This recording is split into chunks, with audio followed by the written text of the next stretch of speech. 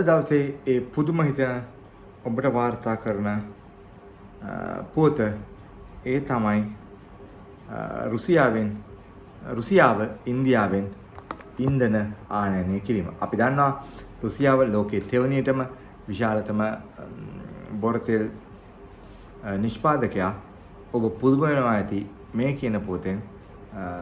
මේක තමයි දේශපාලන ලෝකයට එහා ගියපු වඩාත් විශ්ලේෂණාත්මකම විවරණය සබ්ස්ක්‍රයිබර්ස්ලා අඩු වුණත් කියන එක ඔබට කියන්නට ඕනේ. මම මේ වගේ පුවත් විවරණ බොහෝම අඩුයි නොවන තාක්කල් පුවත් ගෙන ඒම විශේෂයෙන් රුසියාව ඇයි මේ ඉන්දියාවෙන් තෙල් ආනයනය කිරීමක් සිදු කරන්නේ? මේකට ප්‍රධාන වශයෙන්ම හේතුව තමයි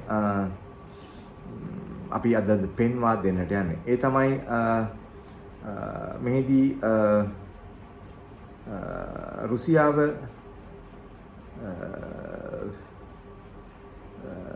ටොන් 42000ක ගෑසොලීන් ප්‍රමාණයක් ආනයනය කර තිබෙනවා ඉන්දියාවෙන්.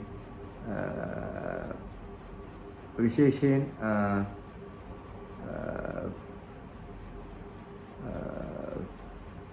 මේකට ප්‍රධාන වශයෙන්ම හේතුව ලෙස දක්වන්නට පුළුවන් රුසියාව යම්කිසි ආකාරයකට යුක්‍රේනයේ ඩ්‍රෝන ප්‍රහාරයකට ලක් වුණා. මෙහිදී තෙල් පිරිපාදු මධ්‍යස්ථාන රුසියාවේ ඩ්‍රෝන ප්‍රහාරවලට ලක් වෙමින් පවතිනවා. තාමත් ලක් වෙමින් පවතින බව තමයි අපිට වාර්තා වන්නේ. දැන් ගොඩක් වෙලාවට පුවත්වල වාර්තා කරන රුසියාව යුක්‍රේනයට පහර දෙන බව. නමුත් මේ ඩ්‍රෝන ප්‍රහාරයන් වාර්තා වනවා කියන එක මතක තබා යුතු කාරණයක්. යුක්‍රේනය විසින් දිගින් දිගටම රුසියාවේ අභ්‍යන්තරයට ඩ්‍රෝන ප්‍රහාර එල්ල කරමින් විශේෂයෙන් රුසියාවේ තෙල් පිරිපාදු මධ්‍යස්ථාන ඉලක්ක කර ගනිමින් තමයි මේ ප්‍රහාර එල්ල කර තිබෙන්නේ. විශේෂයෙන් රුසියාවේ රොස්නෙෆ්ට් සමාගම හිමිකාරීත්වය දරන ප්‍රධාන හිමිකාරීත්වයක් දරන නයාරා එනර්ජි වලින් රුසියාවෙම ආනයනය සිදු කර තිබෙනවා ඉන්දියාවේ. මෙහිදී මේ තමයි යම්කිසි ආකාරයකට ඊ타ත්ම තිබෙන්නේ. මෙහිදී රුසියාවේ ජූලි පෙරිපාදු බැරල් ගණන ගත්තම මිලියන 3.6ක් දිනකට ඔවුන් පිරිපහදු කර තිබෙනවා ජූලි මාසයේදී. කෙසේතත් අගෝස්තු මාසයේදී මේ අඩු වී තිබෙනවා. නමුත් මේක 30ක අඩුවීමක් බව තමයි අනිත් දක්නට ලැබෙන්නේ. එමෙන්ම මේකට ප්‍රධාන හේතුව අපි හැමදාම කියනවා යුක්‍රේනය විසින් ඩ්‍රෝන ප්‍රහාරයන් රුසියානු තෙල් පිරිපාදු මධ්‍යස්ථාන වෙත එල්ල කිරීම. මෙහිදී අගෝස්තු 9 වන විට යම්කිසි ආකාරයකට ඩොලර් බැරල් මිලියන 3.2 දක්වා අඩු වී තිබෙනවා. මෙහිදී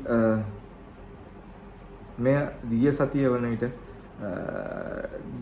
බැරල් මිලියන 3.5 සිට 3.2 මිලියන මේ බැරල් ප්‍රමාණය අඩු වීමක්.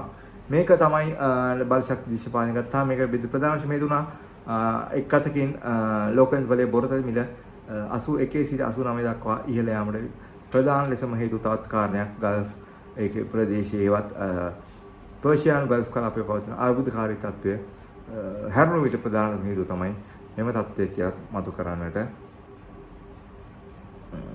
ඕනේ. මේදී මේක තමයි ජූලි මාසයේ සාපේක්ෂව බැරල් මිලියන 3.6 සිට දැන් අඩු වී තිබෙනවා බැරල් මිලියන 3.2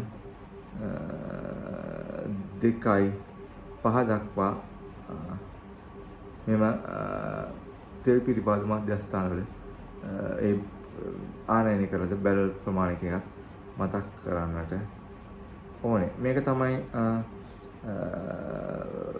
රුසියාව අතරතුරදී මෙම තෙල් ප්‍රහාරෙන්ද දේශීය වෙළඳ ප්‍රක්‍රියා අවධානය යොමු කරමින් තමයි ඉන්දියාවෙන් ඩීසල් ඒ කියන්නේ